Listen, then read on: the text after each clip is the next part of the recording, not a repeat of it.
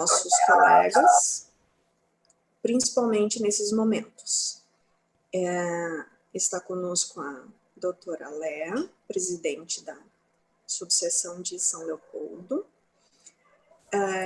que eu passo a palavra, então, para dar as boas-vindas e darmos seguimento. Boa tarde, então, a todos. Oficialmente declaro aberto o nosso evento da Comissão Especial de Seguridade Social da nossa subseção. Como disse a doutora Jucemara, nossa coordenadora da SES, esse é a primeira reunião aberta que está sendo realizada pela SES, sempre a partir de hoje, então, trazendo alguém de fora da subseção para conversar com a advocacia. E nada melhor do que começar, então, essa jornada que a SES programou com esse evento apoiado pela nossa Caixa de Assistência, sempre tão diligente no cuidado com a advocacia desde o início desse momento que nós estamos vivendo já há um pouco mais de um ano.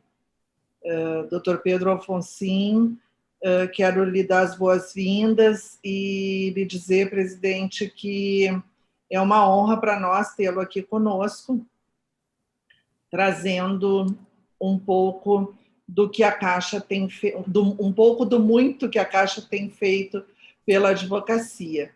Da mesma forma, agradecemos a presença do psicólogo Felipe, que está à frente do projeto Saúde Mental da Caixa, Previne Saúde Mental da Caixa, assim como damos as boas-vindas também a todos os colegas que estão aqui conosco hoje. Vejo aqui a doutora Claridê. Bem. Claridê vinda de longe para o nosso evento. Muito obrigada. A doutora Claridê, que também nos assiste sempre através da diretoria da Caixa de Assistência. E quero dizer para vocês que, mais do que nunca, para esse ano, nós vamos precisar contar com esse importante auxílio da Caixa de Assistência, não só com relação à saúde mental, mas também o que o Dr. Pedro depois vai trazer para todos nós, né, todos os benefícios que a Caixa está disponibilizando para a advocacia quando necessário. E nós tivemos recentemente aqui na nossa subseção um exemplo da importância da nossa Caixa de Assistência, que deferiu para um colega nosso que está com sérias dificuldades de saúde e impossibilitado de trabalhar, um auxílio que vai ser muito importante para esse colega poder ter um pouquinho de paz para se recuperar. Ele está com problema, é um colega idoso, trabalha sozinho, está com problema cardíaco e neurológico e realmente precisava muito de um apoio, a Caixa o socorreu. Então, quando a gente fala no abstrato, né, não é tão fácil de perceber essa importância, mas nós já temos, então, na nossa subseção agora, esse exemplo recente que nos mostrou que realmente não é da boca para fora, a necessidade existe, ela é concreta, e se não fosse a Caixa de Assistência, esse colega estaria completamente desamparado. Passo, então, a palavra de imediato, agradecendo a presença de todos, a presença da nossa diretoria, a nossa Comissão de Seguridade Social em peso está aqui conosco hoje nesse evento, e agradeço muito a presença de todos e passo a palavra, então, ao Felipe, que vai conversar conosco sobre saúde mental da advocacia. Bem-vindo, Felipe. Boa noite, doutora Léa, boa noite, doutor Pedro, doutora Claridê, doutora Jucemara, enfim, estendendo o boa tarde, não boa noite para todos os presentes. Gente, é um lisonjeio para mim poder estar aqui conversando com vocês, né, nesse final de dia, principalmente agora que eu fiquei sabendo que é o primeiro evento e a Caixa, né, e a OAB novamente priorizando a questão da saúde mental como a gente já falava lá em 2019, né, doutor Pedro e doutora Claridê, legal é ter saúde mental. Sem saúde mental a gente não consegue enfrentar todo esse momento crítico que a gente está vivendo, principalmente aqui em tempos de pandemia. Então, acho que é uma iniciativa bastante simbólica e que demonstra preocupação com os advogados que estão cuidando também dos problemas da sociedade nesse momento. Eu confesso para vocês que eu não decidi se eu ia fazer uma conversa aqui ou se eu ia apresentar algum material, e eu acho que a gente pode decidir isso junto. Eu tenho slides prontos aqui. Como é que vocês preferem fazer o nosso bate-papo ou a apresentação, enfim? Como é que é? O que vocês acham mais pertinente? Eu sugeriria que daqui a um pouco a gente normalmente a gente faz uma apresentação da Caixa antes, e aí depois deixa à disposição o Felipe aí para falar um pouco, aprofundar o tema um pouco mais técnico, né? Não sei o que. Como vocês preferirem.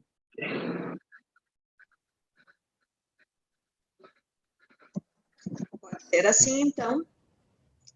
Tá bom. Doutor Pedro, então, pode falará sobre a Caixa.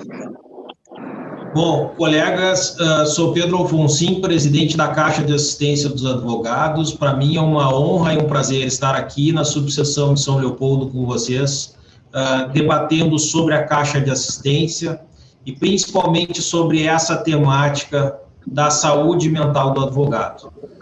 Primeiramente, gostaria aqui de demonstrar todo o meu apreço pela subseção de São Leopoldo, liderada pela doutora Léa Potrick, pelas colegas, pela sua diretoria.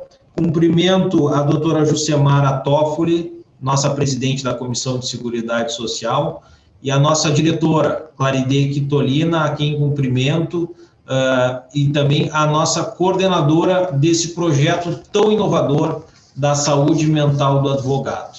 Trago aqui uma palavra do nosso presidente Ricardo Breyer, né, que a nossa Ordem dos Advogados tem feito quase o impossível para trazer e diminuir o sofrimento da advocacia nas questões profissionais, e vocês todos podem saber disso. Cumprimento, aqui eu vejo na minha tela o doutor Gervaso, da subseção de Canoas, vejo diversos colegas, doutor Diego Silva, doutora Janaína, doutor Sérgio Moreira, a quem eu levo um abraço a cada um de vocês, para que a gente faça esse bate-papo, e agradeço a presença da doutora Adriana, doutor Arthur, doutor Luiz Paulo. É uma honra e uma satisfação estar aqui conversando sobre a Caixa de Assistência dos Advogados.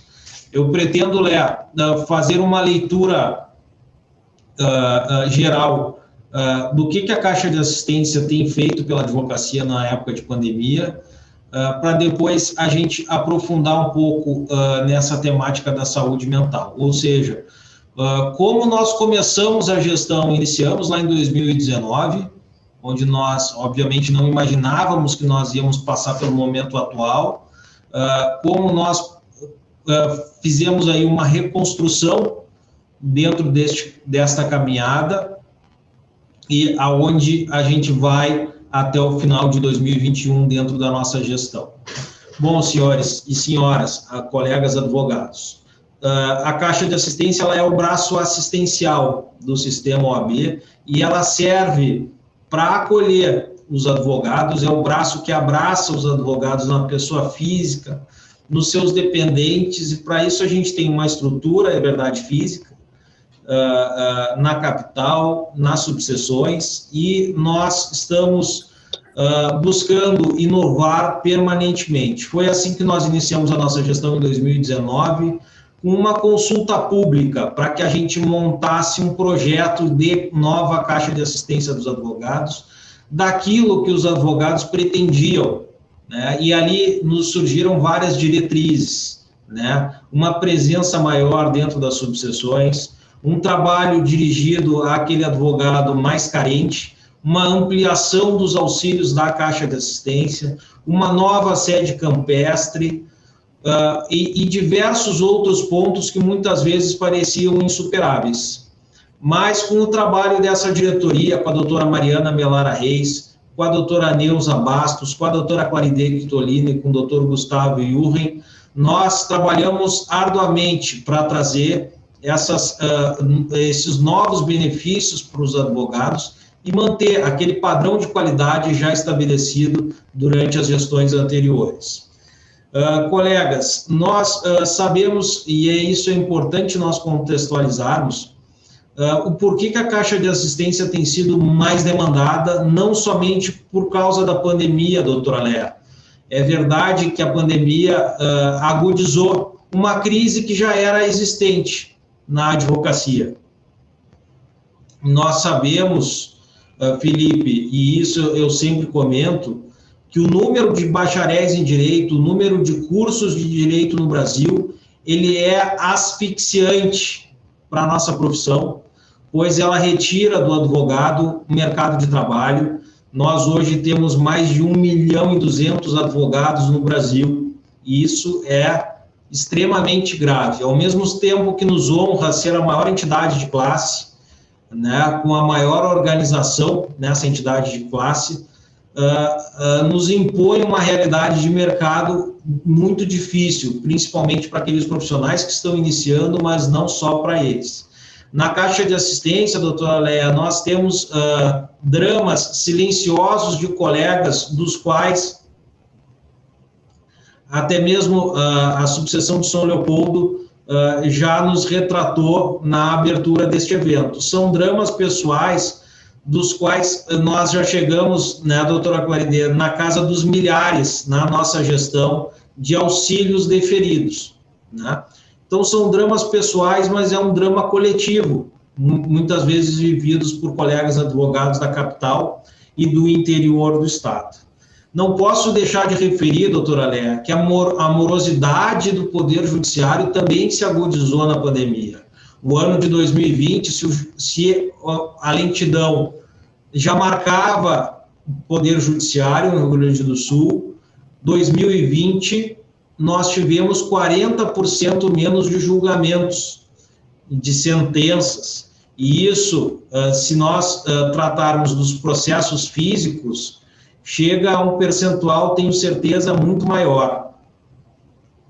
Nós tratamos aqui da temática também da tecnologia. É certo que muitos colegas que se dedicavam à audiência, aqueles colegas chamados audiencistas, os correspondentes, também perderam espaço em mercado de trabalho, pois a tecnologia hoje, como nós podemos fazer uma audiência em Roraima, aquele escritório de advocacia do Rio de Janeiro, de São Paulo, também pode atender uma audiência hoje telepresencial.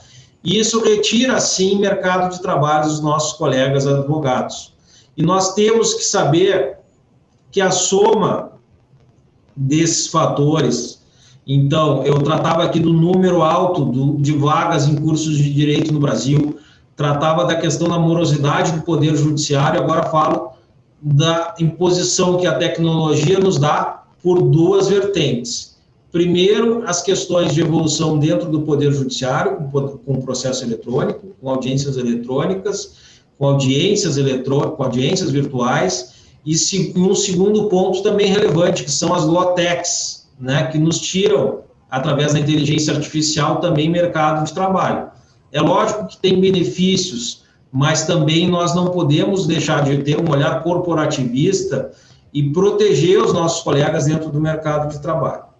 Bom, colegas, este quadro retira e traz, dentro de um momento de pandemia, um problema aos colegas advogados que desaguam também na saúde mental desses colegas, na falta de rendimento desses colegas, falta de trabalho.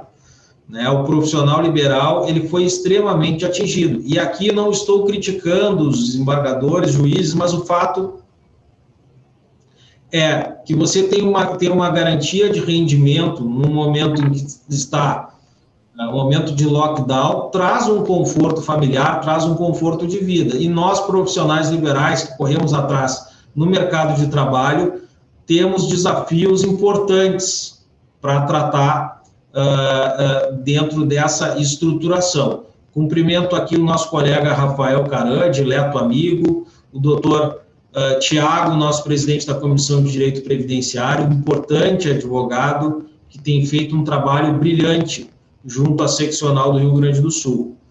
E aí, Rafael, tudo bem contigo? Este quadro nos traz importante função à Caixa de Assistência dos Advogados, pois nós passamos a ser muito mais demandados nos auxílios, né? E nós acrescemos o que a advocacia desde março de 2020, desde este início de pandemia. Nós, naquela oportunidade, estávamos com um projeto de lançar um ônibus para o interior do estado, que nós levamos adiante. Estamos com um ônibus disponível para o interior para atendimento médico e odontológico. Infelizmente, né, Léa, as atividades elas mudaram, como se diz na linguagem empresarial, pivotaram para outro lado. E levaram a temática da nossa estratégia, utilizando o ônibus, por exemplo, na campanha de testes do Covid-19. Ano passado, nós fizemos uma campanha de vacinação de H1N1 muito importante, que esse ano nós ampliamos muito mais. Nós trouxemos a temática, alguns, por exemplo, junto ao Conselho Federal, do qual eu sou coordenador das caixas de assistência, nós tratamos do cartão de crédito para o advogado com abatimento da sua anuidade. Nós tratamos de temáticas voltadas para o desenvolvimento, por exemplo, dessa importante plataforma que nós chamamos de Psicologia Viva, mas que é muito mais que isso, que é um tema tratando especificamente da saúde mental. O Felipe Ornel é um profissional contratado pela Caixa de Assistência para dar um suporte técnico a essa temática da saúde mental. E nós estamos olhando o advogado e tratando dessa temática com muito carinho. Nós queremos, sim, fazer chegar a saúde mental, a temática da saúde mental cada vez mais distante, também por um aculturamento, né, de ser levado adiante, nós falando permanentemente nessa temática e disponibilizando hoje consultas com profissionais das mais qualificadas colocações por menos de R$40 a consulta, né? Ou seja, aquele advogado, às vezes, no interior que tinha disponível 3 ou 4 psicólogos na sua cidade, que ficavam muitas vezes, que não queria procurar esse profissional, hoje nós já chegamos na casa de mais de 10 mil consultas, Léa, do Psicologia Viva no estado do Rio Grande do Sul. Ou seja, em mais de 10 mil momentos, advogados procuraram profissionais de psicólogos através dessa tecnologia e tiveram benefícios, inclusive econômicos, com um desconto de mais de 50%, porque são subsidiadas pelo sistema OAB. Isso é muito bacana, mas nós, a Claridê, a doutora Claridê, procurou avançar ainda mais, né? A gente está trazendo a temática agora dos psiquiatras online. O advogado terá acesso a consultas psiquiátricas por R$60, né? A partir do mês de maio. Tomara que a partir do mês de maio já esteja disponível. Isso subsidiado pela Caixa de Assistência, mas o que nós queremos demonstrar é que o advogado da capital tem o mesmo serviço hoje que o advogado do interior do estado, com consultas telepresenciais. E nesse sentido, aí acrescendo aos temas para onde nós estamos indo, né? Nós queremos que esse ano seja o ano da transformação digital da Caixa de Assistência. A pandemia nos obriga a trazer ainda mais tecnologia para os advogados do interior do estado. E, nesse sentido, nós estamos levando, Léa, 22 especialidades médicas por consultas de até R$80. De R$40 a R$80, o advogado terá disponível, sem que precise pagar nenhuma mensalidade ou nada deste gênero, o advogado terá disponível essas consultas médicas com 22 especialidades. Isso nos dá muito orgulho, que é uma construção aqui do Rio Grande do Sul, com as melhores plataformas de telemedicina, o advogado vai poder ter o seu receituário, vai poder ter o seu acompanhamento tanto na capital quanto no interior do estado do Rio Grande do Sul. Mas talvez um dos pontos mais altos da nossa gestão foi rogar à advocacia novos auxílios, como dizia a Léa. O Tiago aqui nos cumprimenta e eu cumprimento de volta dizendo que não faço mais do que justiça ao elogiar seu importante trabalho. Os novos auxílios trouxeram importante justiça às mulheres, que agora a mulher vítima de violência doméstica, que cessa sua coabitação com seu companheiro, terá um auxílio da Caixa de Assistência. Lógico que quando demonstrado também a carência econômica. E o nosso, digamos assim, o nosso auxílio mais demandado em época de pandemia, isso é importante que vocês levem aos colegas advogados, que nós sabemos que tem muitos colegas passando por extrema carência econômica. E a Caixa de Assistência dá até R$ 900, sendo três parcelas de 300.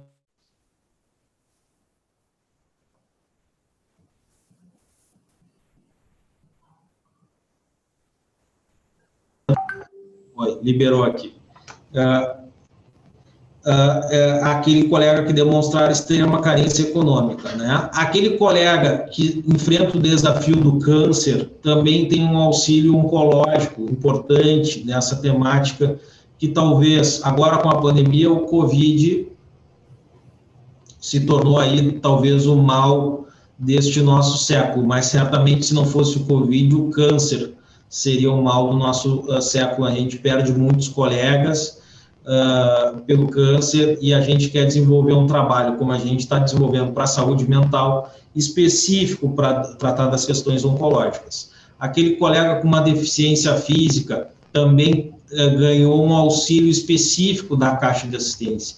Isso se somou a outros auxílios, Léa. Cito aqui auxílio hospitalar, auxílio especial, auxílio funeral, né, o auxílio maternidade, que é um auxílio importante que nós estendemos agora também àqueles advogados que tenham, que sejam pais, não somente as mães, um auxílio maternidade, um auxílio, desculpa, como é que é o nome do auxílio, Claridê? Tem o auxílio maternidade e o auxílio natalidade. Natalidade, né? Que é para os pais e mães. Isso, que é para os pais e mães, além do auxílio maternidade para aquela mãe que também demonstra carência econômica, então também fará jus até 3 salários mínimos. Bons colegas, além desses temas, a gente tem novidades importantes. A gente está num grupo aqui não tão grande, então eu acho que vale a pena a gente também dividir que durante o ano de 2021 nós teríamos uma ampliação da nossa estrutura física da Caixa de Assistência dos Advogados. Nós vamos fazer uma nova sede campestre na Zona Sul de Porto Alegre, é verdade, mas nós vamos fazer um investimento importante numa nova estrutura da nova sede campestre.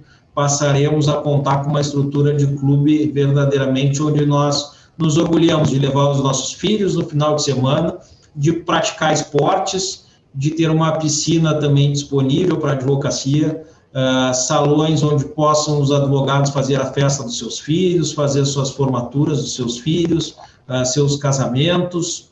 É isso que a advocacia espera da Caixa de Assistência e é essa resposta que nós vamos dar durante essa gestão.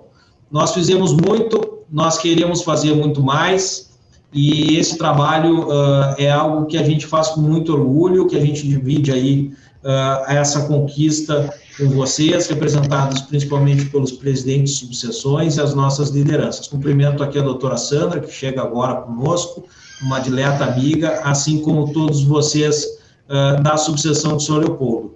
Eu fico à disposição para dúvidas, eu vou acompanhar a palestra do Felipe, que eu já assisti em outras oportunidades. Não poderei ficar até o final, porque eu tenho um outro compromisso aprazado, mas fico à disposição dos colegas. Um abraço a todos, agradeço enormemente o convite e vamos juntos construir uma ordem cada vez mais forte, um sistema OAB que mereça a esse esforço da advocacia. Obrigado a todos. Obrigada, doutor Pedro. tomei a palavra rapidamente para agradecer mais uma vez, porque vai ser essa última oportunidade nessa data de hoje, e lhe dizer que a Caixa tem feito um trabalho, como disseste no início da tua fala, um trabalho para o qual ela não estava preparada quando assumiu em 2019. E isso tem se repetido em todas as subseções, em todo o sistema OAB, na seccional. Nós não estávamos preparados, enquanto dirigentes, para o que se apresentou a partir do ano passado para o nosso gerenciamento. E quero dizer, presidente Pedro, que tanto o teu trabalho na nossa Caixa de Assistência como no CONCAD tem sido irretocável, e nós só temos a agradecer por tudo que tem sido feito pela advocacia. Muito obrigado mais uma vez pela tua presença, e que possamos contar mais vezes contigo aqui. Eu devolvo a palavra para a doutora Juscemara, a palavra que eu tomei sem permissão, e para que ela siga, então, com o programa de hoje.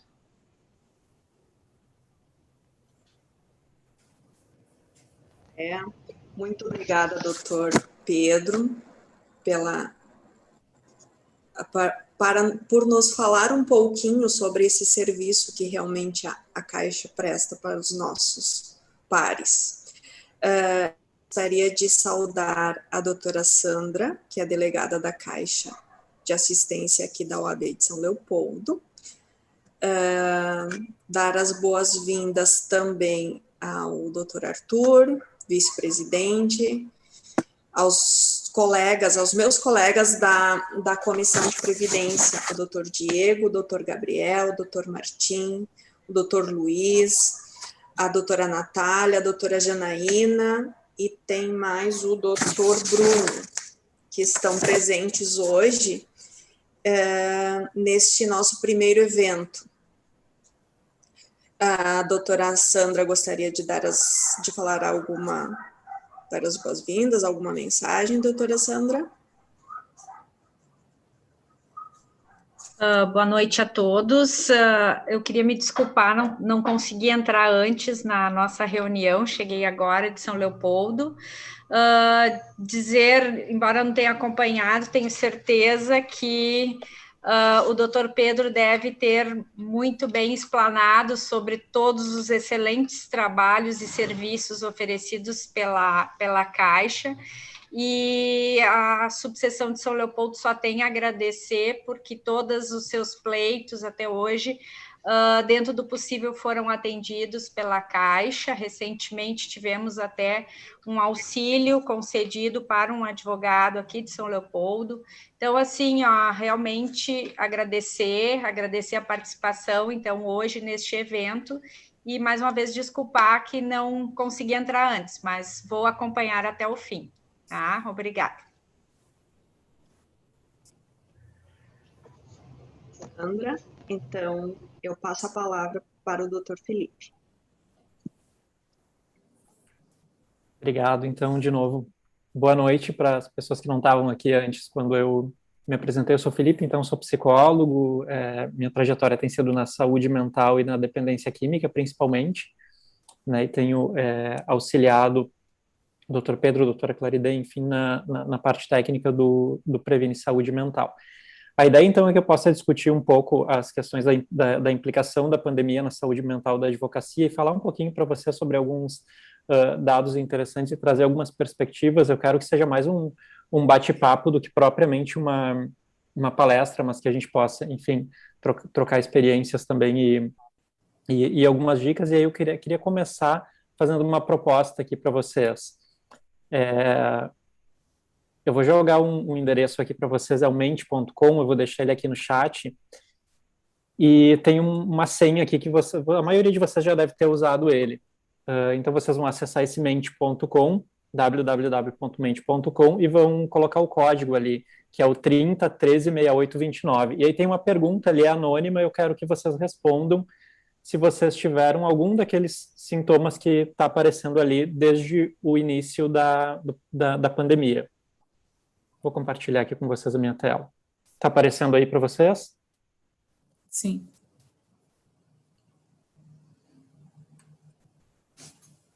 Então, o site é esse aqui, pessoalmente.com, e o código é esse 30136819.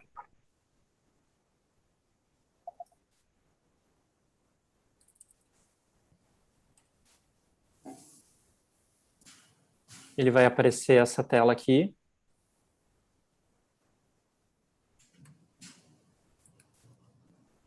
E aí vocês digitam esse código 30136829.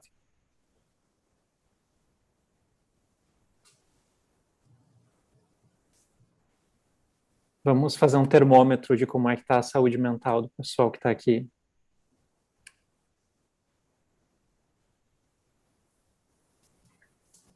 Ó, tá aparecendo. Dá para marcar mais de um, tá, pessoal?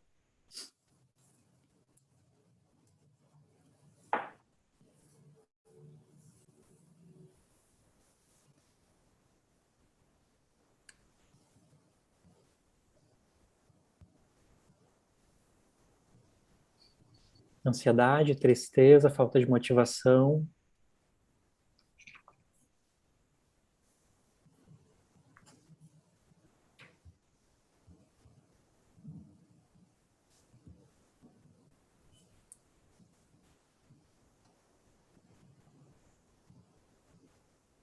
Não apareceu ainda nenhum sintoma.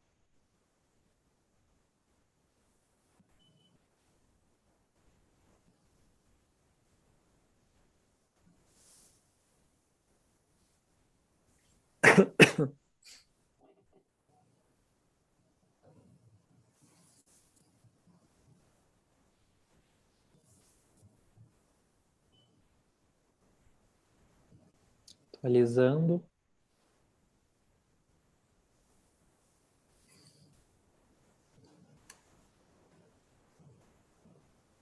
Alguém não conseguiu acessar?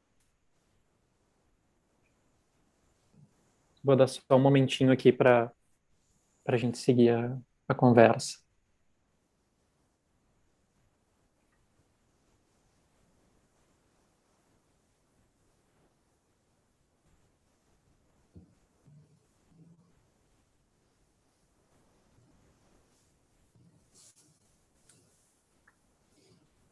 Eu não consegui acessar, eu não entendi.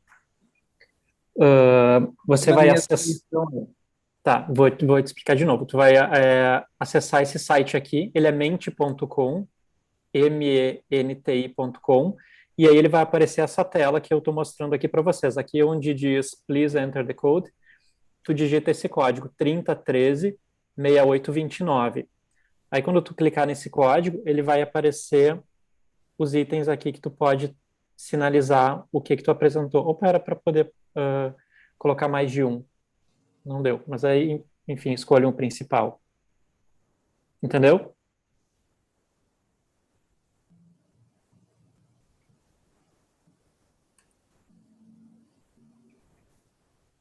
Bom, já dá para a gente ter uma ideia aqui. Então, muita gente com sintoma de ansiedade.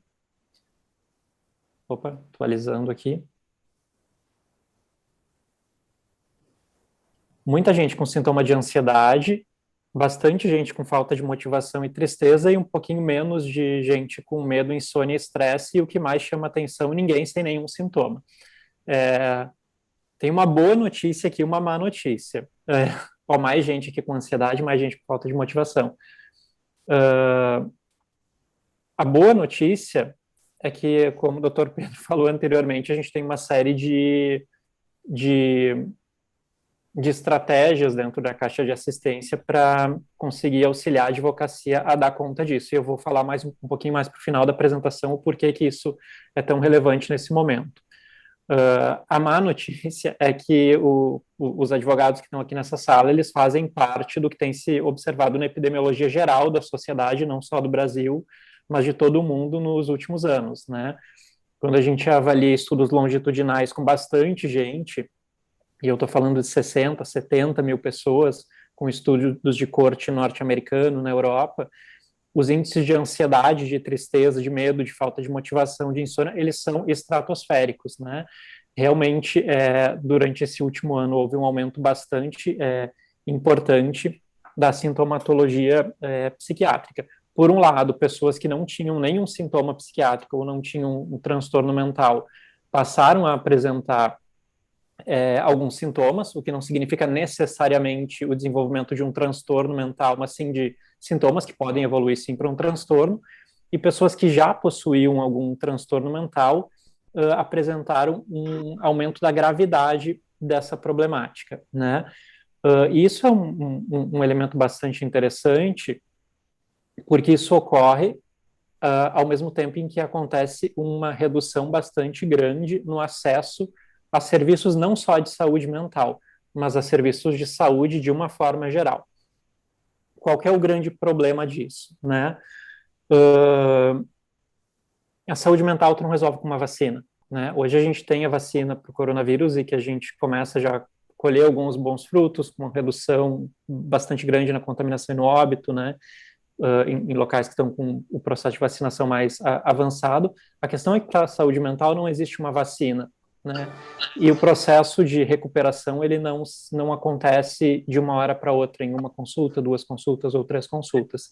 Em geral, depois de desenvolvido um transtorno, o paciente fica, em alguns casos, muitos anos durante em acompanhamento psiquiátrico, em acompanhamento psicológico, né? E muitas vezes com necessidade de suporte da família, né? Então isso acaba alterando não só a vida daquela pessoa que eventualmente trabalhava, tinha uma autonomia, né, no sentido de trabalho, de higiene pessoal, enfim, do dia a dia, e que passa a não ter isso, né?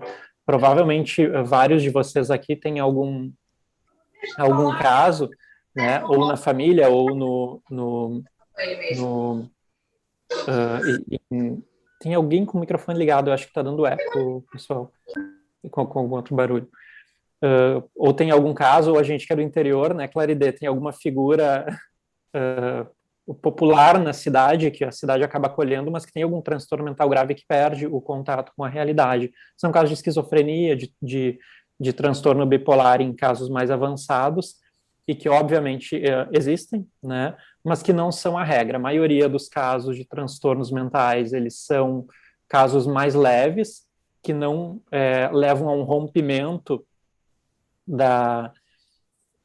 do contato com a realidade, não impedem a pessoa de se manter trabalhando, embora tragam um sofrimento muito grande, né? E que muitas vezes a pessoa acaba não se sentindo à vontade para verbalizar ou para buscar ajuda, para não ficar taxada como aquele louco que a gente conhece, aquela figura social do louco, né? E aí muitas vezes isso vai acarretar num suicídio, né, daquela pessoa que a gente diz assim, nossa, mas o fulano era tão bacana, era ótimo profissional, era um excelente pai, era uma excelente mãe, né? O que será que aconteceu para levar essa finalidade? Como é que a gente não percebeu antes, né? E o suicídio ele não acontece de uma hora para outra, né? Ele é um processo grave, é um processo de instalação gradativa, né? Em geral associado a um transtorno bipolar, a um processo depressivo, a uma esquizofrenia, né? Em que a pessoa, em geral, não conseguiu resolver de uma outra forma. Inclusive, nesse sentido, a gente tem, né, doutora Claridê, a cartilha que nós lançamos no começo do ano, né, sobre o suicídio, que traz alguns elementos bem interessantes de como identificar, como conseguir manejar, como auxiliar essa pessoa, como ponderar que ela pode estar em risco. Bom, tem uma série de coisas que eu gostaria de falar e que eu gostaria de apontar, então eu vou compartilhar aqui uma apresentação com vocês. Deixa eu só ver como é que eu compartilho aqui no Zoom.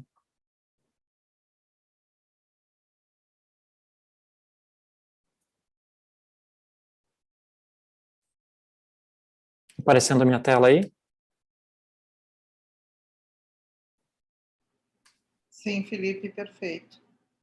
Se o meu microfone travar ou o meu vídeo travar, me avisem, tá, pessoal, que eu mudo de posição aqui, tá complicada a internet. Bom, pessoal, tem algumas coisas que eu não vou falar aqui, eu adaptei essa apresentação de uma outra, né? A gente teve em 31 de dezembro de 2019 o primeiro caso de Covid confirmado, em 2 de abril a gente tinha 1 milhão de casos do ano passado, de 2020, né? Em 12 de março desse ano eram 118 milhões de casos, e o índice estratosférico, né? O Brasil, ele tá, isso não é novidade para ninguém, no principal epicentro da Covid, tanto em nível de infecções quanto em nível de óbitos, embora isso, eu não tenho dados bem atualizados aqui, esses dados são de março ainda, né, embora a gente não seja o país que mais tem óbitos e que mais tem infecções, se a gente fizer o cálculo por 1 milhão de habitantes, né, que aí a gente teria um índice maior em alguns países da África, enfim, a gente, em número bruto, atualmente uma problemática, principalmente em função da P1, né? E em março nós éramos o segundo país com mais óbitos no mundo. Felipe, isso está todo mundo careca de saber, né? Tá todo mundo, a gente já sabe disso, a gente tem visto isso o dia todo na televisão. O que isso tem a ver com advogado e com saúde mental? Então, calmem que eu vou falar sobre isso.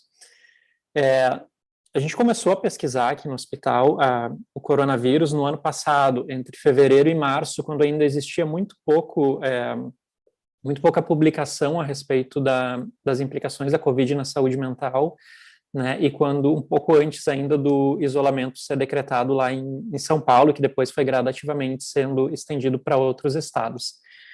E aí lá naquela época vocês devem lembrar de imagens como essa, né, a crise do papel higiênico, para onde está indo o papel higiênico do mercado, que sumiu de uma hora para outra, né? Foi nesse momento que a gente começou a pensar, opa, peraí, o que está acontecendo com as pessoas? Que fenômeno é esse? A gente ainda não tinha exatamente uma ideia de proporção pandêmica e que isso duraria tanto tempo, né? Mas a gente observou alguns comportamentos que já nos indicavam que aquilo poderia ter um efeito psicológico e um efeito de manada social importante e preocupante a curto e a médio prazo. Ainda não pensávamos na época que isso se prolongaria tanto. Um ano depois disso, o fato é que a situação no Brasil é essa, né? Provavelmente, né, doutora Leia, a gente acreditava que em outubro, novembro, a gente já estivesse numa situação muito melhor, a gente esteve no ano passado, e a gente chega agora em abril de 2021 com uma situação epidemiologicamente muito pior do que no ano passado, o que traz para a gente um grau de incerteza, de medo e de ansiedade que é muito grande, né? Eu costumo dizer nas falas que eu tenho feito assim, que, bom, Felipe, mas não vou me apegar em certo ou errado, porque não é esse o objetivo, assim, mas as pessoas, elas estão com medo. A pessoa que decide tomar cloroquina, ela está com medo. A pessoa que decide tomar vacina, ela está com medo. A pessoa que decide abrir a empresa dela e seguir trabalhando no isolamento, ela está com medo. A pessoa que não quer mandar o filho para a escola está com medo, e a que quer mandar está com medo também. O fato é que são medos diferentes e que as pessoas estão sendo afetadas, seja lá por quais são os medos. Medo da crise econômica, medo do meu filho que não está socializando, medo de ser contaminado, medo de passar para outras pessoas, medo de não ter dinheiro para pagar as contas no final do mês. Os medos estão aí, né? E essa é a primeira coisa que a gente precisa conseguir identificar a nível de saúde mental. Quais são os meus medos? Porque é muito interessante a gente ver o movimento social nas redes sociais, sobretudo, né, que parece que as pessoas têm uma dificuldade de olhar para o ponto de vista do outro, e obviamente elas têm. Eu sei dos meus medos, eu sei do que a pandemia está batendo na minha família, na minha estrutura de vida, mas eu não faço ideia do que está acontecendo com as outras pessoas. Mas o fato é que todo mundo está com medo, né? Mesmo as pessoas que negam estar com medo, elas estão com medo de negar que estão com medo. Então a gente tem um fenômeno disseminado de medo e que gera, né, ansiedade, entre outras coisas. Um ano depois, né, dessa cena aqui, a gente se depara com cenas como essas. Eu sigo um perfil no Instagram sobre denúncias do Covid e tal, e hoje de manhã, a primeira coisa que eu vi quando acordei, fui lá dar uma passada para olhar, era essa festa clandestina na Amazônia, né? Uma série de modelos famosas e tal, com apresentações indígenas, enfim, durante o final de semana, logo após todo o desastre, né, a catástrofe que teve humanitária e de saúde pública que aconteceu em Manaus. Então, um ano depois, a gente continua olhando para algumas cenas e nos perguntando assim, peraí, o que está acontecendo? Não é mais o papel higiênico, mas a gente segue se deparando diariamente com uma série de estressores como esse, né? A questão é que a gente não sabe qual vai ser o futuro da saúde mental e os reflexos a médio e a longo prazo, né? Por que eu estou falando que a gente não sabe quais vão ser os reflexos futuros? Porque embora a gente saiba que, assim como a gente pode verificar aqui nesse grupo, tem ocorrido um aumento importante de sintomas psiquiátricos, a gente sabe que, por outro lado, tem acontecido uma redução do acesso ao tratamento, que tem acontecido desemprego, que tem acontecido crianças que estão ficando em casa e não podendo estudar, que tem pessoas que talvez tenham dificuldade de mexer no celular, pessoas idosas, por exemplo, né, para comparecerem às teleconsultas. Tem pessoas que estão sofrendo com isolamento, tem pessoas que estão sofrendo com a falta de motivação, talvez tenha advogados que têm dificuldade de conseguir fazer os trâmites, enfim, digitalizados, diferente do que fez a vida inteira, e isso tudo traz estresse, né? Como eu falei no início da fala, diferente de um vírus em que a gente, cedo ou tarde, conseguiria desenvolver uma vacina, na saúde mental não existem vacinas, a gente precisa de um acompanhamento longitudinal. E é sobre esses reflexos futuros que eu quero falar um pouquinho sobre vocês também, para a gente linkar um pouquinho com as estratégias que a Caixa vem desenvolvendo.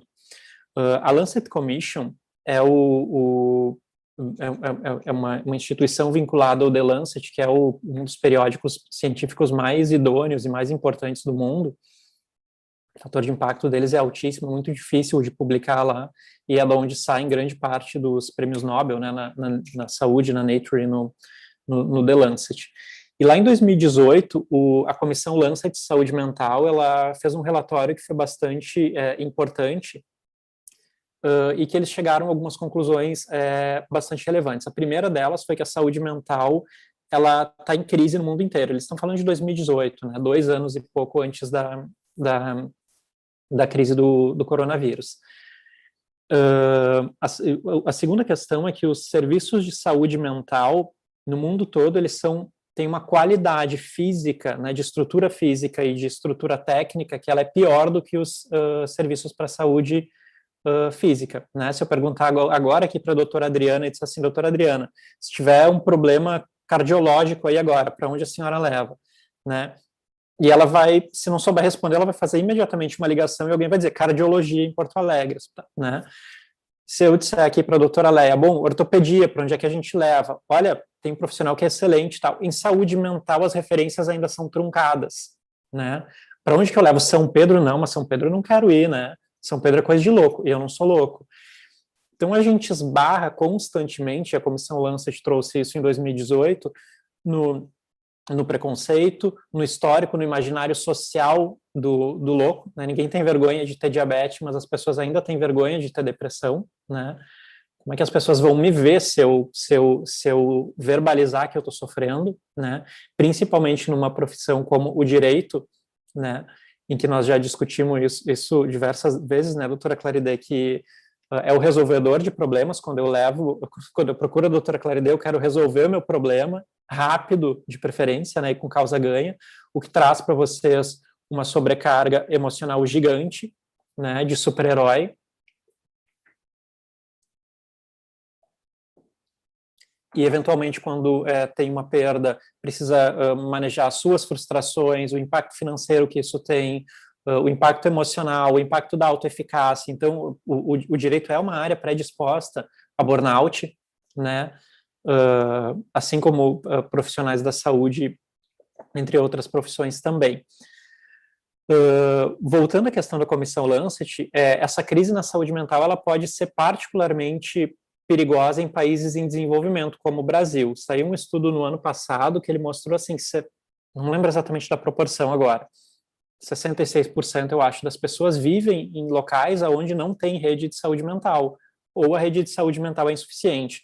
Isso ressalta toda aquela ideia, né, doutora Claride, de poder levar o atendimento para os profissionais que estão no interior, né, que eventualmente não tem um profissional na cidade, ou é um profissional que ele encontra na padaria no final do dia e que ele não quer abrir a vida dele, né, ele não quer falar que está envolvido num caso extraconjugal, não quer falar que está com ideação suicida, não quer falar, enfim, né, por uma série de fantasias. Então, a Comissão Lancet, ela falou lá em 2018 uma coisa que vem sendo, tendo, no ano passado eu nunca ouvi falar tanto em saúde mental, né, o que tem talvez esse seja o elemento positivo da pandemia, se é que isso é possível, as pessoas se sentiram validadas para falar sobre as dores, sobre os sofrimentos, né, e buscar ajuda. Talvez o sofrimento, a gente viu aqui nessa enquete que a gente fez, ele passa a ser generalizado em intensidades, de formas diferentes, mas ele passa a ser mais aceito, já que todo mundo está no mesmo barco, ou talvez no mesmo maremoto, ou no mesmo tsunami. Então, lá no ano passado, olhando para esses eventos do papel higiênico, né, olhando para crises anteriores, a gente foi estudar um pouco os efeitos da pandemia na saúde mental. E aí nós nos voltamos para algumas crises, para algumas epidemias locais ou para alguns desastres, como o próprio incêndio da Boate Kiss ou o 11 de setembro, né? Que eram alguns relatos, ou os poucos que a gente tinha de efeitos da saúde mental em desastres ou epidemias de grandes proporções. E aí a gente conseguiu descobrir algumas coisas interessantes, né, que a síndrome respiratória do Oriente Médio, a crise econômica de 2008 e o ebola, eles tiveram reflexos bastante importantes a longo prazo, com o aumento do índice de uso de substâncias, com o aumento do índice de suicídios, com o aumento do índice de depressão, não só em função da crise, mas também em função das implicações econômicas, né. A gente começou a ver, aliás, isso lá todo mundo aqui assistiu o Titanic, e lá no final, acho que a Rose diz que o namorado dela lá, que deu o coração do oceano, ela disse assim, eu sei que ele faliu na crise de 29 e acabou se suicidando, né? A gente começa a falar de saúde mental ali, muito mais na década de 50, 60, quando a gente tinha o pós-guerra, quando a gente tinha a crise econômica de 29 nos Estados Unidos, quando a gente tinha teve o desenvolvimento de alguns psicotrópicos que posteriormente soube que levavam à dependência, ao vício, né? Então era um momento pós-crise que é muito semelhante, em proporções absolutamente diferentes, mas o que a gente vive hoje, né? E aí, ainda no ano passado, a gente se deu conta que o que a gente estava vivenciando era uma pandemia dentro da outra, ou seja, uma pandemia de saúde mental dentro de uma pandemia biológica, com a diferença que a pandemia de saúde mental ela vai ter proporções muito mais longas, né? Se a gente for considerar as implicações econômicas, sociais, de próprio custo de acesso à saúde, né? E tudo mais. E aí surgiu esse artigo. Esse artigo ele foi publicado na Revista Brasileira de Psiquiatria, e ele foi um fenômeno, assim, ele é o material mais importante da minha carreira, talvez, porque teve gente que falou de uma forma muito mais sólida do que a gente fez aqui, mas talvez foi um dos primeiros materiais científicos que saiu. Então ele tem hoje quase 500 citações, o que é bastante coisa, pensando em psiquiatria, que a gente falou basicamente isso. Pandemia de medo, existe uma pandemia dentro da outra e o mundo precisa se preparar para isso. E aí nós começamos a avaliar como é que isso ia afetar diferentes grupos, e é sobre isso que eu quero conversar um pouquinho sobre vocês. Deixei aqui a questão dos profissionais da saúde, né, porque acabam sendo os heróis, entre aspas, dessa crise toda. E eu estenderia não só para os profissionais da saúde, mas também para os advogados, né, doutora Claride, que é para quem tu recorre quando tu não tem acesso a um serviço de saúde. Né, a gente viu durante essa semana que o tratamento do Paulo Gustavo, né, lá no Rio de Janeiro, ele custa na média de 30, 50 mil reais a diária. Né? Isso é um tratamento que ele é inviável no SUS, né? E que é um bom tratamento, ao que tudo indica, para a Covid. Mas se a gente partir dos pressupostos da Lei Orgânica do SUS 8080, de que o sistema de saúde é universal, equitativo, igualitário para todas as condições, e quando isso tudo falha, tu pode recorrer para o judiciário, se eu tiver com a minha mãe doente lá no hospital, eu não vou parar para pensar nisso, eu vou pensar nessa pessoa, né? E aí entra uma carga enorme para os advogados também para conseguir mediar essa questão saúde versus a limitação do serviço de saúde versus acesso. Talvez alguns de vocês tenham algumas histórias já para contar a respeito disso. A segunda questão, né, e a gente teve um índice bem alto de acessos no site quando a gente falou no Previne sobre transtorno obsessivo compulsivo, TOC, né, que é aquele transtorno caracterizado por pensamentos intrusivos, eu estou contaminado, eu quero bater em alguém, eu vou fazer mal para alguém, eu vou fazer mal para mim mesmo, pensamento que tu não quer pensar, mas que fica voltando na tua cabeça, seguido de rituais para conseguir anular esses pensamentos. Em geral, lavagem de mãos, eu estou contaminado e daí eu lavo as mãos muitas vezes, verificação, orações, enfim, né? E que é um transtorno bastante presente na sociedade. E aí eu arrisco dizer, trazendo estudos internacionais, que profissionais do direito, por terem, em geral, características muito perfeccionistas, vejam bem, isso não significa ter TOC, mas pode ser uma predisposição para desenvolver um TOC, porque o TOC ele parte de uma ideia de perfeição, de simetria, de limpeza e tudo mais. Esses pacientes com TOC, né, o processo terapêutico com eles é, sobretudo, tu conseguir mostrar para eles que essa crença que eles desenvolveram ela é irracional. E aí, olhem que coisa interessante, vem a pandemia e diz assim, tu precisa lavar as mãos muitas vezes. Para esses pacientes, isso é uma coisa absolutamente deletéria, né? Então, aquele paciente que tu diz assim, olha, não tem problema, né? Tem paciente com TOC que tu diz assim, pega o teu dedo e encosta na sola do sapato. O paciente com TOC não consegue fazer isso nunca. Ele diz, mas tu tá louco, eu não vou fazer isso jamais. Então, tu faz todo um trabalho para ele conseguir pegar o ônibus, para ele conseguir pegar o Uber, e aí vem a mídia em cima, né, legitimada, logicamente, dizendo assim que, olha, é melhor não ficar em lugar fechado. Então, isso legitima toda a doença da pessoa, né, que ao mesmo tempo não pode sair de casa, ou não quer sair de casa para manter o tratamento. Eu não queria, antes da gente conseguir implementar medidas de atendimento online, porque a crença dela tá ali, está acontecendo. O maior medo dela está acontecendo de fato.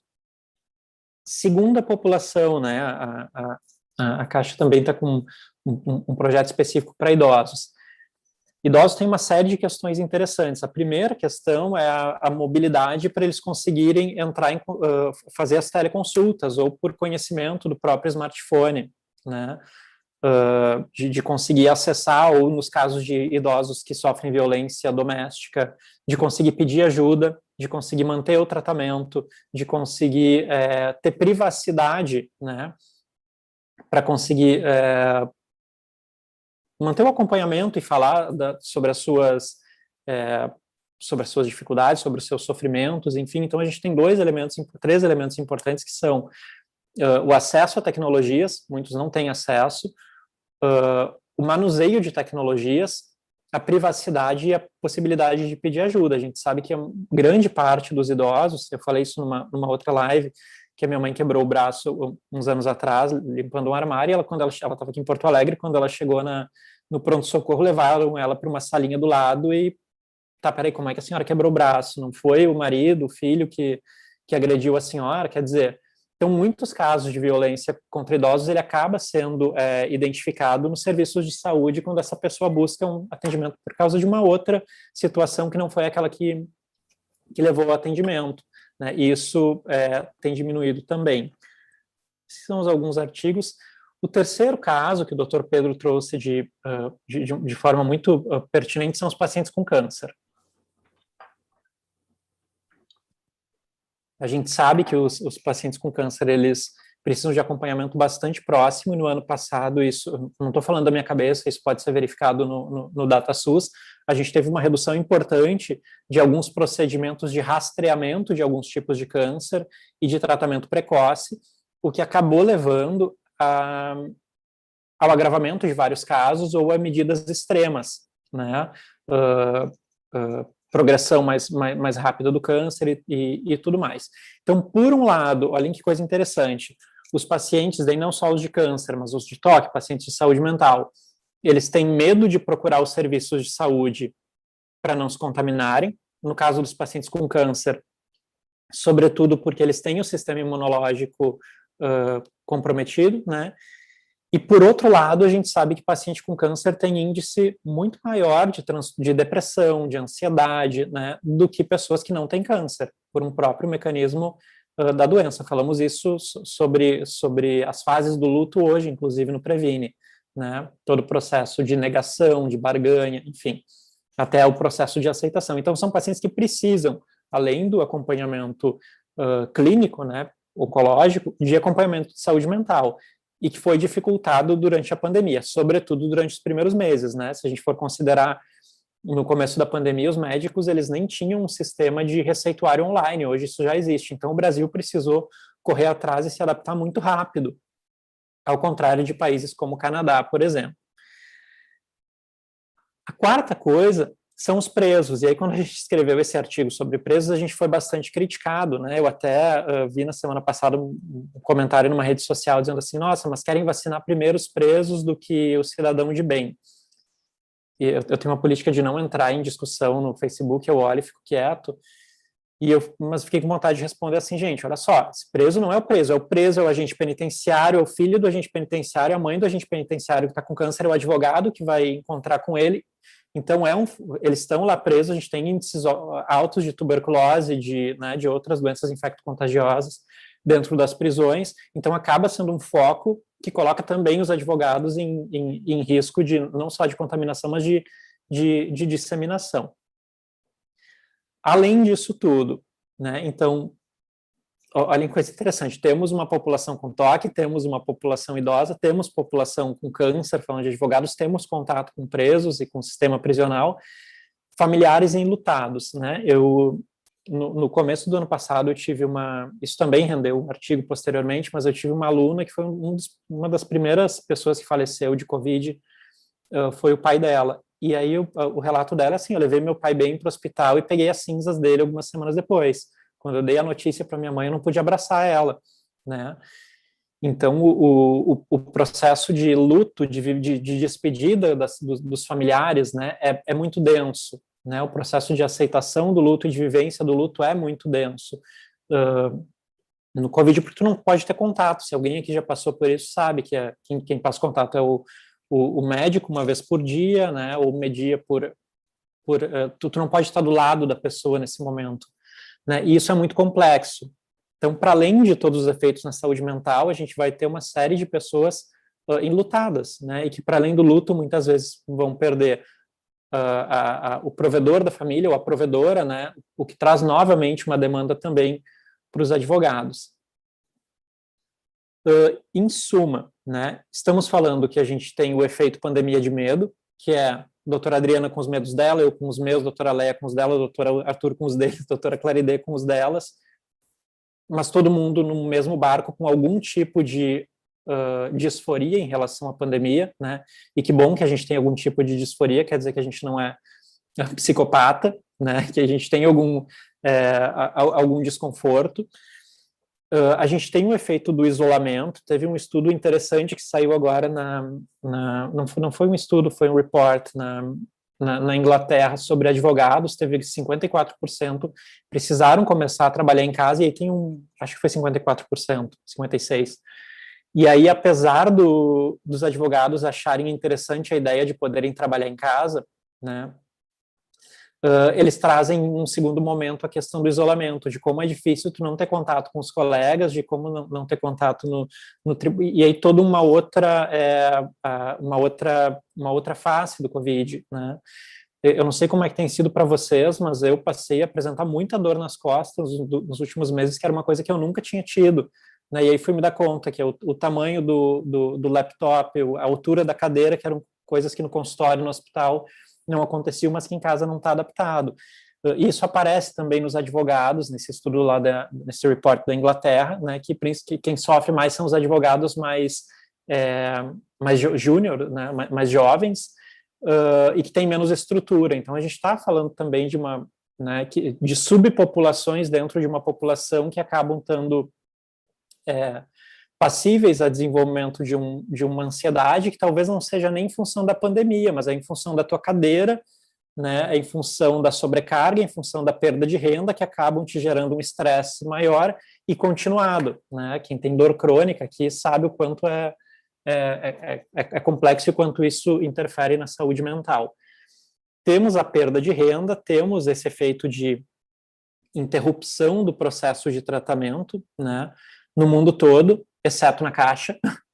Enquanto todo mundo via cair o número de atendimento de saúde mental, na Caixa fazia um boom e aumentava em, eu não lembro quanto mas é mais de 1000%, né, doutora Claride? Eu não lembro a taxa exata.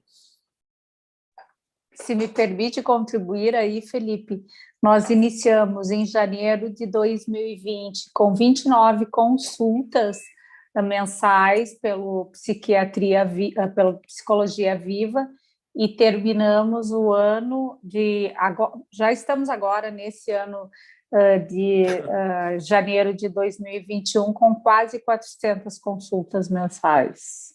É muita gente. É muita gente, e uma coisa interessante, né? A doutora Lízia sempre fala uma coisa e eu sempre repito, que é assim, o que funciona para quem? Né? Estratégia de saúde mental para advogado, ela não vai servir para médico, de médico não vai servir para enfermeiro, estou falando aleatoriamente, né? Porque são populações com questões diferentes, então essas estratégias que elas falam diretamente com as particularidades das profissões ou das áreas, elas são muito importantes, né, para que a gente consiga chegar, de fato, nas pessoas. É muito legal ver que isso tá de fato chegando. Temos a dificuldade de acesso, então, à saúde mental, né, e temos um elemento aqui que é como é que cada um lida com isso, né? Opa, travou. Que é, em muitos casos, o uso de substâncias. Então, temos também dados importantes do aumento do uso de substâncias nas primeiras semanas na pandemia nos Estados Unidos, lá na Califórnia, onde a maconha permitida teve um aumento de 159% nas vendas.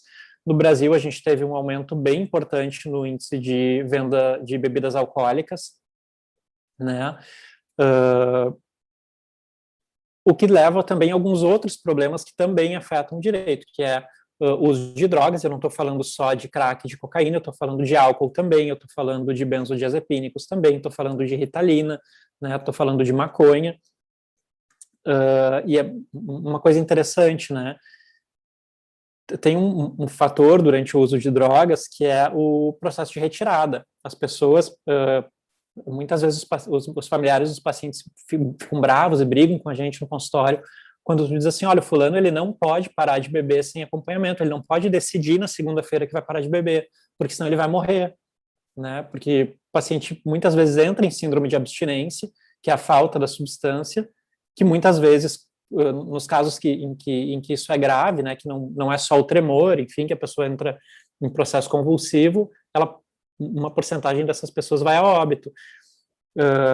Como é que ficam essas pessoas, já que tu, por um lado, tem dificuldade de acesso à rede de tratamento de saúde mental, sobretudo falando de drogas, né? A gente tem um preconceito da saúde geral com a saúde mental e tem um preconceito da saúde mental com os profissionais que trabalham com o uso de drogas, né? Em geral, as pessoas que trabalham com dependência química não é uma regra, assim, mas em geral trabalham muito mais com isso. Temos perda de renda, temos aumento do consumo de substâncias psicoativas, temos mais tempo em casa, temos isolamento. O que acontece? As pessoas estão passando mais tempo em família, né? Tentando trabalhar, o filho gritando, a internet caindo, entramos num cenário perfeito para violência doméstica, né? Também falamos sobre isso numa outra live, que também teve um declínio, enfim, em algum momento do ano passado, possivelmente em função da dificuldade de conseguir reportar, seguido de um aumento importante, também bastante relacionado ao uso de drogas. E um outro fenômeno que tem crescido bastante, que é o consumo de pornografia online, né? Também desenvolvemos um outro, esses aqui são só os estudos para ilustrar, com dados abertos do Pornotube, que mostrou que durante os períodos de isolamento tinha um aumento muito grande do consumo de pornografia, o que traz uma mensagem bem importante, né? Como é que as pessoas estão fazendo para lidar com a disforia, com o isolamento, com a perda de renda, né? As pessoas tendem a buscar formas de buscar o prazer, seja comendo, seja buscando prazer sexual em substâncias ou etc., né? Os prazeres da gente, eles estão restritos, né? A gente não tem muitas coisas para fazer. Diante de tudo isso, olhando para os advogados, a gente tem alguns outros elementos, né, doutora Claridê? Como o doutor Pedro já falou antes, vocês já vinham com a greve do judiciário de 2019, né? O período de final de ano já é um momento em que os escritórios têm uma redução dos proventos, e quando começa a pandemia, no ano passado, de fato, é quando as coisas começam quando o ano começa, enfim, né? Carnaval tem fim, que o ano comece, enfim. Então, assim, me parece que assim como na saúde, que a gente precisou se adaptar à questão do atendimento e dos processos online, isso também aconteceu no direito, então foi um ano bastante estressante de todos os pontos de vista, né? Logístico, financeiro, organizacional, enfim.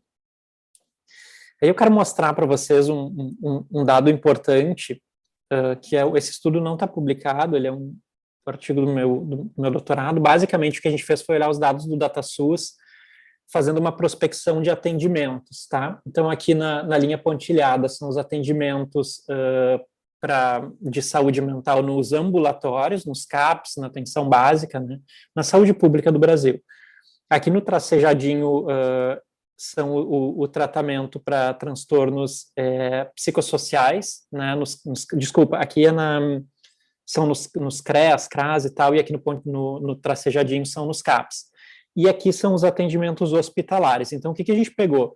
2016, 2017, 2018, 2019, e se a gente avaliar isso estatisticamente, existe uma tendência de crescimento, quer dizer, inclusive porque a população brasileira cresceu também, mas durante os últimos 5 anos, o acesso à saúde, os atendimentos de saúde mental aumentaram muito no Brasil, né? E a gente tinha uma expectativa, aí por análise estatística, né, por análise de show e análise temporal, a gente tinha uma expectativa de que isso crescesse ainda mais. Mas o que a gente viu foi que a tendência temporal seguiu uma ordem inversa, né? Aqui, nesse ponto de queda aqui que eu estou mostrando para vocês, é final de março de 2020. Se não tivesse acontecido pandemia, isso continuaria subindo, mas o que a gente viu foi uma queda gigantesca. Por que eu estou falando isso para vocês? Para ressaltar aquilo que eu falei lá no começo da conversa, né? Que ao mesmo tempo em que aqui nesse grupo a gente percebe um aumento dos sintomas de ansiedade, de tristeza, de medo, de falta de vontade, de burnout, de falta de motivação, né? O que está acontecendo no mundo todo, ao mesmo tempo a gente tem menos acesso ao tratamento. Então a gente possivelmente vai ter aqui só a título de curiosidade, assim, a gente esperava que tivesse um total no Brasil de 1.660.000 atendimentos entre março e agosto de 2020, e a gente teve 1.300.000. Isso é muita coisa falando de saúde mental, né? Eu não vou encher o saco de vocês aqui com números, né? Mas o que acontece? A gente teve diminuição da terapia de grupo, que é importante para o tratamento de dependência química, de esquizofrenia, diminuição do acesso à psicoterapia, diminuição do acompanhamento intensivo, e, ao mesmo tempo, a gente teve um aumento das internações em CAPs, né, para estabilização, possivelmente, e teve um aumento das atenções à crise. O que isso implica para o direito? Muitas dessas pessoas são advogados, muitas dessas pessoas são parentes de advogados, muitas dessas pessoas vão ser clientes de advogados, né? Então, isso traz uma sobrecarga enorme e bastante preocupante. Gente, a questão, para finalizar e aí abrir para a gente conversar, né, um pouco mais de perto sobre isso, é que, assim, embora agora a gente tenha vacinas para a Covid, né, para a saúde mental não tem uma vacina e nunca vai ter. Talvez nunca vai ter, que bom se um dia tiver. A diferença é que, diferente das ondas do Covid, né, que elas vêm, tem um pico e caem, nos transtornos mentais não são ondas que sobem e tem um pico e descem. Quando desencadeia um transtorno psiquiátrico, o tratamento leva anos, a gente tem índices enormes de afastamento de advogados, de juízes, de desembargadores por consequência de transtornos mentais no Brasil. Eu não lembro a proporção, mas acho que é 30 e poucos por cento em advogados e 60% em desembargadores. Precisaria olhar aqui para confirmar, mas é mais de 30%, mais de 60% com certeza. E provavelmente a gente vai ver uma intensificação disso nos próximos meses, nos próximos anos. Um outro dado interessante, né, aí para finalizar mesmo, é que o Canadá fez um estudo prospectivo e eles estimam um aumento bem grande do índice de suicídio, né? Lembrando que o Canadá ele tem um sistema de saúde que ele funciona, não é semelhante ao Brasil, mas tem algumas similaridades, porque ele é para todo mundo, né? E eles não tiveram uma redução de atendimento porque eles já tinham a telemedicina implementada, né? Bom, então isso tudo para dizer que a gente tem um cenário que ele é bastante catastrófico, né? Um cenário que é bastante preocupante em todas as áreas e que o direito ele acaba tendo um papel bastante central nisso, né? Inclusive de mediação da população com a saúde pública, e traz também um desgaste bastante importante para os advogados. A boa notícia, como eu trouxe no começo da nossa conversa, né, é que o atendimento está disponível, e isso é uma coisa muito importante, né, nesse momento, a gente poder ver um aumento do acesso, onde em todo mundo teve uma redução, é uma coisa bastante importante, pensando não só na saúde momentânea, mas nos reflexos futuros de todo esse processo. Eu acho que é isso, pessoal. Brevemente me coloco à disposição para a gente discutir.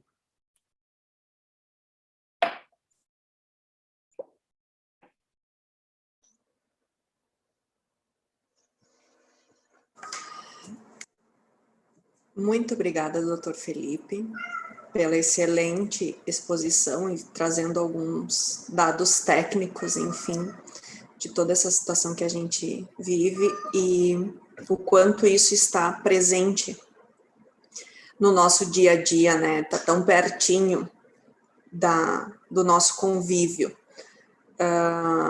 Quero agradecer aqui também a doutora Claridê, que prontamente aceitou esta parceria de fazermos este evento e levarmos um pouquinho de informação para os nossos pares. Quero agradecer também o empenho da doutora Sandra, que fez essa intermediação com a doutora Claridê e a Caixa. Quero agradecer aqui o doutor Sérgio também, de Taquara, né, que está aqui conosco. A nossa conselheira, a doutora Túlia, sempre presente, e todos os demais colegas que estão aqui prestigiando este evento. Alguém quer fazer alguma...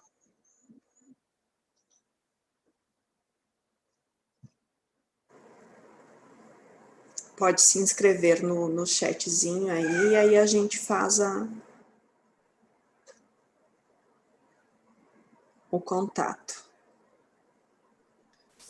Eu vou só fazer uma colocação aqui que talvez não tenha feito antes, ou talvez tenha ficado intrínseco durante a minha fala, mas assim, gente, começou a ter um sintoma de ansiedade, que ele começa a se ficar mais do que 15... Eu sempre pergunto para as pessoas assim, tristeza é normal, né? E eu sempre pergunto isso para os pacientes. Teve tristeza no último mês? Tive, né? Geral, no último ano é difícil quem não tenha falado isso. Mas e a segunda pergunta mas é aquela tristeza que ela fica no sábado, no domingo, e aí na terça-feira ela foi embora, né? E normalmente as pessoas dizem, não, tem alguns momentos e tal, mas fica um pouco triste, um dia, 2, e aí passa. Tristeza, passou de 15 dias, busca ajuda, né? Ansiedade, passou de um mês, tá acima do pico, tá interferindo no teu... Tem 3 coisas que são muito importantes. Afetou o teu sono, para mais ou para menos. insônia ou excesso de sono. Afetou a tua libido, para mais ou para menos. Afetou a tua alimentação, para mais ou para menos, busca ajuda. Né? É muito comum que as pessoas não se deem conta que elas estão entrando em sofrimento, mas quando tu pergunta sobre essas três coisas, libido, sono e alimentação, as pessoas observem alterações. Isso é um termômetro bastante importante, né, para a gente ver como é que está o processo da gente. E em saúde mental é muito importante. O quanto antes tu conseguir buscar ajuda, sobretudo estando disponível da forma como está, tu previne uma série de questões lá na frente. Talvez nem iria se instalar uma depressão, né? Mas começou a passar de 15 dias, de 2 semanas, começou a afetar na tua funcionalidade, na irritação com as outras pessoas, busca ajuda, né? Tu ganha muito tempo de vida, muita qualidade de vida e deixa de lado muito sofrimento. Respondeste, Felipe, em parte, a provocação que eu ia fazer. Fiquei pensando durante a tua fala sobre a resposta que nós demos lá no mente.com, em todos aqueles sintomas, vamos dizer assim, né? Ansiedade, tristeza, medo, insônia, estresse, enfim. Fiquei pensando e, de certa forma, saio desse evento hoje feliz de perceber que bom que eu sou normal, que bom que eu senti tanta coisa já desde o início da pandemia, né? E era a provocação que eu ia te fazer justamente quando nós devemos passar a nos preocupar com pensamentos recorrentes, né? De medo, de tristeza, de ansiedade, enfim.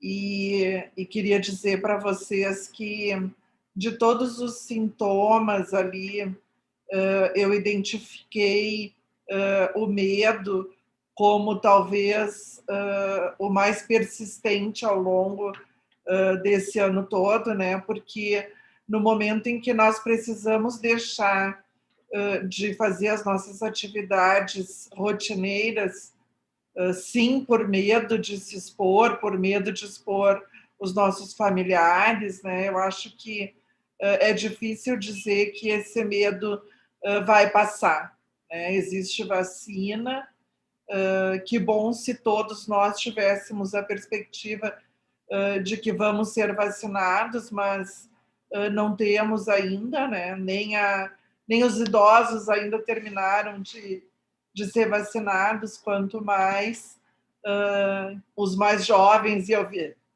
vejo na minha tela muitos jovens colegas interessados nesse assunto que tu trouxeste para nós hoje, Felipe. Então, te agradeço mais uma vez, né, e levo desse evento essa sensação de conforto, de saber que bom que é normal sentir o que eu tenho sentido. E quero mais uma vez aqui saudar a doutora Claride, que proporcionou que a gente tivesse com o Felipe, com o Pedro aqui conosco, a doutora Adriana, nossa secretária-geral, a doutora Sandra, nossa delegada na Caixa, que ajudaram nesse meio de campo, e a nossa Comissão de Seguridade Social, aqui representada, eu vou nominar apenas a doutora Juscemara, com medo de esquecer o nome de algum dos colegas que esteve aqui conosco, mas no nome da doutora Juscemara, nossa coordenadora, agradecer muito o empenho para esse evento e encorajá-los para que a gente tenha todos os meses eventos tão bons como este. Muito obrigada. Doutora Leia, me permite? Claro, Claride, tem a palavra. Muito rapidamente, deixar o meu abraço a todos e a todas as colegas, especialmente a doutora Leia, a Juscemara, que providenciou, né, esse evento, a nossa delegada Sandra, o Felipe, que é o nosso responsável técnico, e convidar os colegas para que conheçam o Previne Saúde Mental, nos sigam nas nossas redes sociais, acessem o site da Caixa, que nós temos muitas ações que são importantes para nós cuidarmos da nossa saúde mental. Mais uma vez, obrigada pela oportunidade de nós estarmos aqui divulgando essas ações que são tão importantes para a advocacia gaúcha. Um grande abraço. Muito obrigado, Claridê. E eventos como esse mostram como funciona bem o sistema OAB, né? As subseções integradas com a seccional, com a Caixa, com a ESA, isso tudo é muito importante para trazer, nesses tempos tão difíceis, o que a advocacia precisa. E quero deixar registrado aqui também que o evento de hoje ficou gravado e está sendo transmitido também pelo YouTube na OAB São Leopoldo. Então, que os colegas acessem, se inscrevam lá no canal da nossa subseção e divulguem esse evento de hoje aos colegas também, para que mais gente tenha oportunidade de acessar esse conteúdo. Nós tivemos em torno de 30 participantes na sala do Zoom e tínhamos, a última vez que eu olhei, 10 acessos no YouTube. Então, foram 40 colegas que nós conseguimos atingir, e divulgando a gente consegue atingir um número muito maior, eu tenho certeza. Só queria deixar registrado isso, então. Muito obrigado mais uma vez a todos. Devolvo a palavra para a doutora Jussemara encerrar o nosso evento. Conforme a doutora Léa já falou, eu estendo os meus agradecimentos também ao doutor Felipe pela disponibilidade, aos colegas, o doutor Sérgio de Taquara, a doutora Josiele de Tramandaí, aos meus colegas que permaneceram, então, aqui, ao doutor Diego, o doutor Luiz, o doutor Martim, a doutora Janaína, que estava aqui, a doutora Natália, o doutor Bruno. Quero agradecer também a doutora Tamara, de Porto Alegre, e um agradecimento especial à doutora Claridê e à doutora Sandra, que fizeram essa ponte maravilhosamente para que a gente pudesse, então, trazer essas informações hoje para os nossos colegas. Um agradecimento especial também à doutora Adriana, que é a nossa secretária, a doutora Túlia, então, nossa sempre conselheira. Já quero informar que o próximo evento, próxima reunião aberta será no dia 4 de maio. Nós ainda não definimos o tema, mas é importante que participem. E lembrando que ficará gravado, então, este evento no YouTube da subseção de São Leopoldo, aonde quem quiser compartilhar, quem puder compartilhar, para que esse projeto da Caixa atinja mais colegas que não puderam estar conosco presencialmente. Muito obrigada a todas, uma boa noite e até a próxima.